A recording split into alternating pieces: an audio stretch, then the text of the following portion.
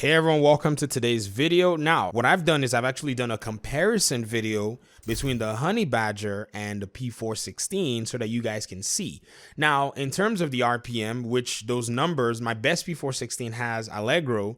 I went ahead and rolled Allegro on this particular P416, this particular Honey Badger, in order to be able to give you guys a better outlook as to how this weapon is actually stacking up compared to the P416. And in looking at the corrections, ladies and gentlemen, I think we have a slight contender, even though I said it didn't seem like it contended much with it. And in some cases, yes, but overall, I think the Honey Badger is actually here to play a tough game.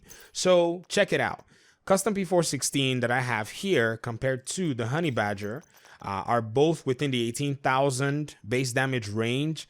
The Honey Badger has a higher RPM when using Allegro versus the P416 when using Allegro. Now, what I've noticed with the Honey Badger, like I mentioned earlier in another video, if you've seen that video, is that the Honey Badger does come with a series of random talents as well, just like the P416. So this will be a hunt to embark on for most players. Now, it does also have a better accuracy than the P416, and the only difference is its stability is less.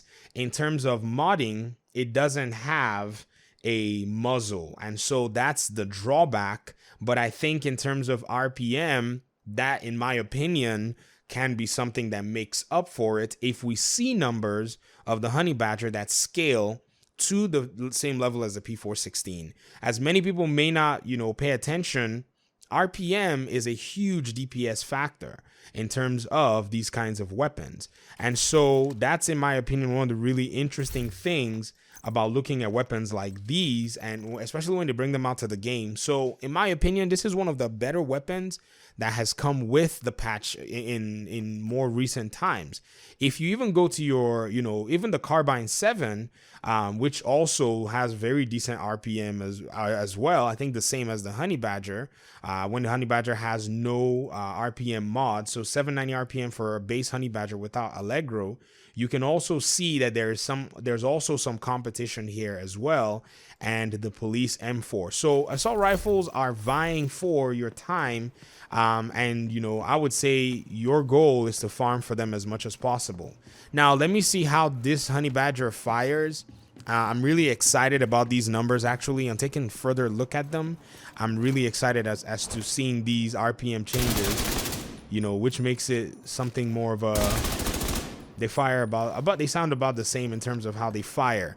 So I guess this is it. I just wanted to do a comparison for you guys. 44 extra RPM, and then we haven't seen many numbers yet for the Honey Badger. So when people start farming, we're going to be seeing some numbers show up in terms of that. Now, you also have to note, though, that reload speed is also a big factor, and the P416, this P416 has a better reload speed than this one. Now, it's just 0.1 second, but trust me, 0.1 second is the difference in some instances between you being alive or taking down an enemy's last health bar if they're trying to come and, take you out, versus, you getting wiped. So I've seen situations like that where you wish you had one extra round, or when you wish you had reloaded just a split second faster to be able to, let out some rounds and all that. In terms of magazine size, they both have 50 rounds in the chamber. So this is going to be a very interesting and unique combination.